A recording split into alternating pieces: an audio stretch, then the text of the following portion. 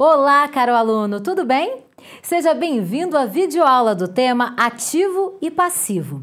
Ao final de seus estudos, esperamos que você compreenda a origem dos recursos de uma organização e também a aplicação dos recursos ativos e passivos.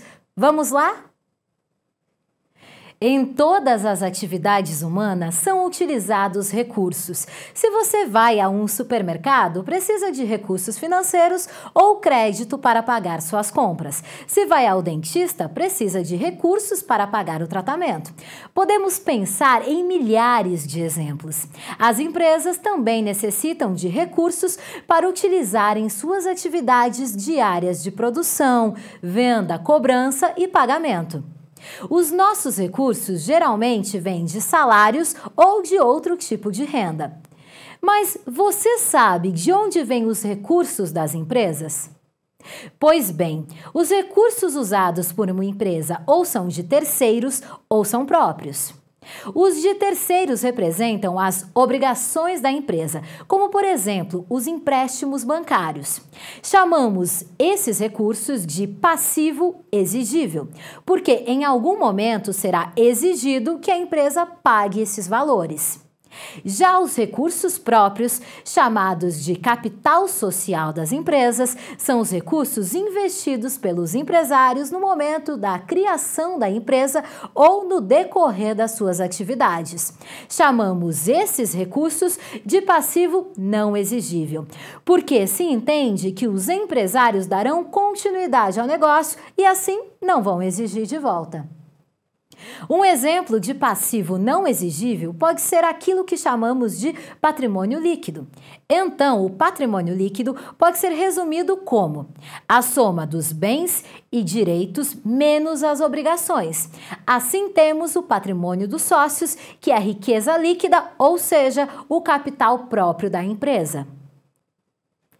Os recursos próprios e de terceiros fazem parte do passivo e são aplicados em bens e direitos para a empresa, como em imóveis, máquinas, dinheiro em caixa e duplicatas a receber. Esses bens e direitos são os que constituem o ativo e representam a aplicação dos recursos. Perceba que o passivo e o patrimônio líquido mostram de onde o dinheiro veio. Já o ativo indica para onde o dinheiro foi.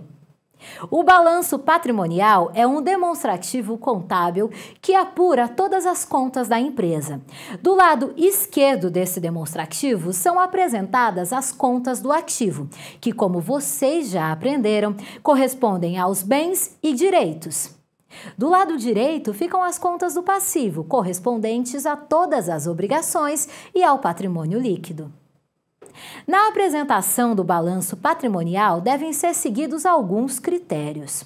Os grandes grupos de contas precisam seguir uma ordem de apresentação. Para o ativo, começamos com o circulante, depois o não circulante, os investimentos, os imobilizados, o intangível. E para o passivo, o circulante, o não circulante e o patrimônio líquido. O termo circulante diz respeito ao que é de liquidez imediata, como salários ou estoques. Agora, o não circulante diz respeito ao que é de longo prazo, como tributos refinanciados ou imóveis.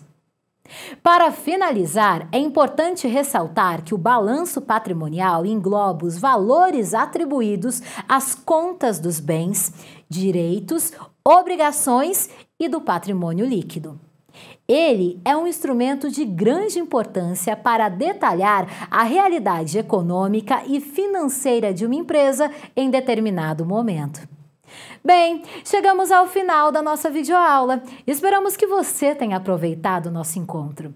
Lembre-se de que as contas do passivo se referem à origem dos recursos e as contas do ativo se referem à aplicação desses recursos. Obrigada pela companhia e até breve!